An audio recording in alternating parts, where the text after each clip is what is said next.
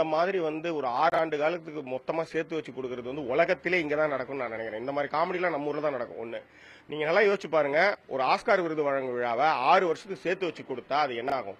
ஏன்னா நாளைக்கு என்ன நடக்குதுன்னே தெரியாத ஒரு விஷயம் தான் ஒவ்வொரு மனிதனுடைய வாழ்க்கையில நடக்குது. அவனுக்கு ஃபினான்ஷியலா அவன் போலாம், ஒரு விபத்துல சிக்கலாம், அவன் காணாம போலாம், அவன் இறந்து போலாம், என்ன வேணாலும் நடக்கலாம். அவனுடைய வாழும் வாழ்க்கையிலே அவனுக்கான அங்கீகாரம் கிடைக்கணும்ன்றது தான் இந்த விருதுகளுக்கான ஒரே மரியாதை. இது 6 வருஷம் சேர்த்து வச்சு கொடுக்குறப்ப செம காமெடியா இருக்கும். ஒண்ணு. ரெண்டாவது, ஆக்சிஜன் எப்ப கொடுப்பாங்க? நலிவடைஞ்சு ரொம்ப உடம்பு சோர்வாகி அவன் உயிருக்கு போராடிட்டு இருக்கப்பதான் ஒரு ஆக்சிஜன் கொடுக்கணும்.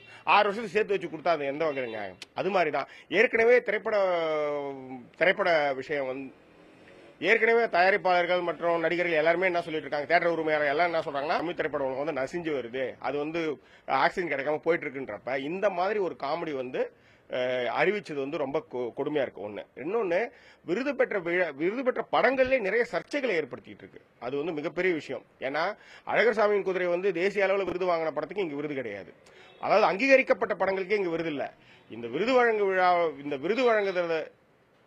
விருது வழங்குற விஷயத்துல ஒரே ஒரு ஆள் சந்தோஷப்படுவாங்க. அவர் யாருன்னா மிஸ்டர் கரண், நடிகர் கரண். ஏன்னா அவர் நடிச்ச மலையன் படத்துக்கு விருது வாங்கியிருக்காரு. இப்ப அவரு தன்னையும் ஒரு அங்கீகாரம் பண்ணிருக்காங்களே, தமிழக அரசு நம்மளையும் மதிச்சிருக்கு அப்படின்னு அவர் ஒன்னா சந்தோஷப்படலாம். அதுதான். உலகத்திலே 6 வருடத்திற்கான விருதுகளை ஒரே நேரத்தில் அறிவிச்ச அரசு தமிழக அரசா தான் இருக்கும். அது மட்டும் கிடையாது, இந்த 6 வருஷத்துல நாங்க செயல்படல அப்படின்றத அவங்களே ஒப்புதல் வாக்குமூலம் கொடுத்துக்கிட்ட மாதிரி தான் இருக்குது. ஒண்ணு. ரெண்டாவது, வாழும் கலைஞர்களுக்கு அவங்களுடைய வாழும் பொழுதே அவங்களுக்கு அங்கீகாரம் கொடுத்தாதான் அந்த விருதுக்கு மரியாதை. நீங்க நல்லா யோசிச்சு பாருங்க, ஒரு 6 வருஷத்துக்கு சேர்ந்து ஆஸ்காரை கொடுத்தா உலகத்துல ஏதாவது என்ன மாதிரி பேசுவாங்க? உலக திரைப்பட இயக்கமோ இல்ல யாரா இருந்தாலும் அந்த விஷயத்தை எப்படி அணுகுவாங்க? இது நகைப்புக்குரிய விஷயம் தான். ஒண்ணு. ரெண்டாவது, ஒரு ஆக்சிஜன்றது எப்ப கொடுப்பாங்க? இழுத்து பறிச்சுக்கிட்டு உயிர் போகும் நிலையில இருக்கிறவங்களுக்கு கொடுக்கணும். அதுதான் அந்த ஆக்சிஜனுக்கு மரியாதை. ஆனா இங்க என்ன நடக்குது? எப்பயுமே தமிழ் திரைப்பட தயாரிப்பாளர் சங்கம், நடிகர் சங்கம், தியேட்டர் அதிபர்கள் எல்லாமே சொல்றது தமிழ் திரைப்பட உலகம் நலிந்திருக்குன்னு சொல்லிட்டு இருக்காங்க. இது அப்பயே கொடுத்திருந்தானா அந்த வாழும் கலைஞர்களுக்கு அங்கீகாரமா இருந்திருக்கும். ஆனா இது காலம் கடந்து கொடுத்து என்ன பண்றது? சோ ஆக்சிஜன் எப்ப கொடுப்பாங்க? அதை நீங்களே முடிவு பண்ணுங்க. இந்த விருதின் மூலமாக ஒரே ஒரு நபர் சந்தோஷப்படுவார். யாருன்னா அவர் நடிகர் கரண்.